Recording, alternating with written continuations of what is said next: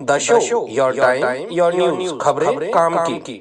दोस्तों, जैसा कि हम सब जानते हैं कि यूपी बोर्ड द्वारा इस बार यानी वर्ष 2023 की हाई स्कूल परीक्षा में प्रत्येक विषय में 20 अंकों के वस्तुनिष्ठ यानी बहुविकल्पीय प्रश्नों की परीक्षा ओएमआर शीट पर कराई जा रही है। ये ओएमआर शीट परीक्षार्थियों को उत्तर पुस्तिका के साथ प्रत्येक छात्र छात्रा को दी जाएगी।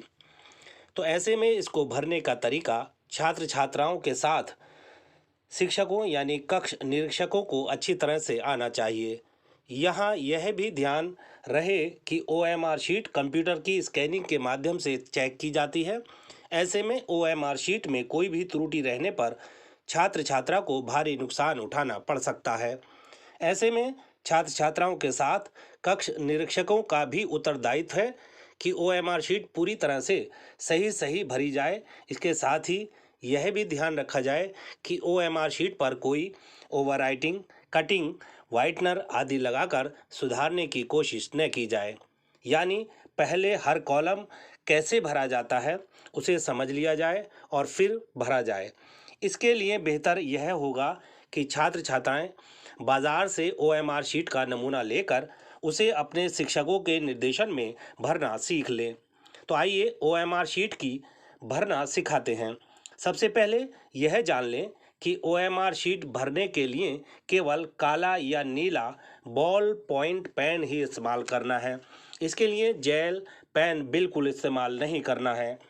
अब ओएमआर के बारे में हम आपको बताना चाहते हैं कि ओएमआर शीट जो आपको दी जाएगी उस पर आपका रोल नंबर और विषय पहले से ही छपा हुआ होगा। यानी ओएमआर शीट पर रोल नंबर और विषय पहले से ही लिखा होगा।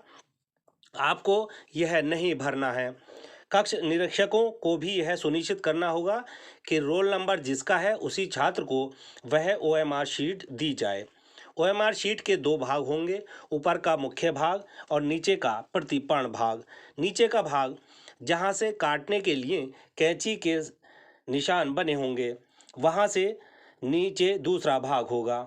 ऊपर के बड़े भाग में जिला कोड व नाम भरना है और दूसरे केंद्र कोड भरना है। ये सभी कोड परीक्षार्थी के एंट्री यानी प्रवेश पत्र पर लिखे होते हैं।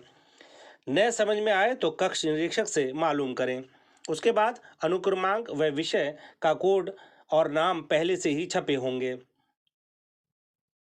प्रश्न पत्र संख्या आपको पेपर के ऊपर लिखनी होगी, उसे देखकर लिखनी है।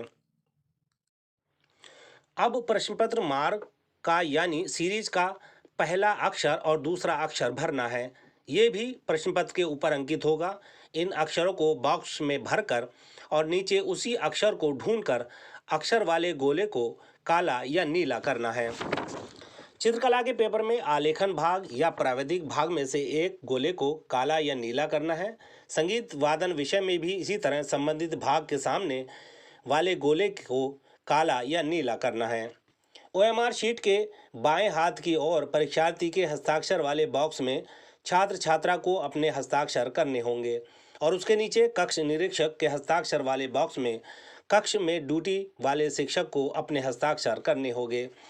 इसी तरह से नीचे वाले भाग में सभी प्रविष्टियां भरनी हैं। अब उत्तर देने के लिए ऊपर वाले भाग में प्रश्न संख्या के सामने ABCD वाले 4 गोले दिए गए हैं।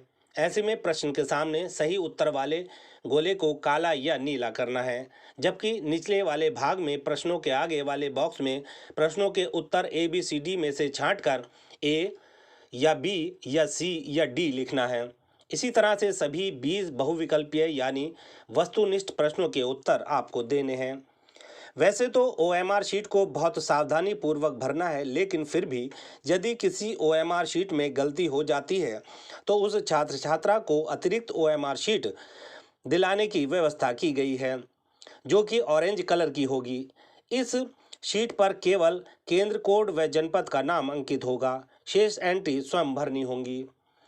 परीक्षा का समय खत्म होने के उपरांत उत्तर पुस्तिका के साथ ओएमआर शीट शिक्षक के पास जमा करनी है।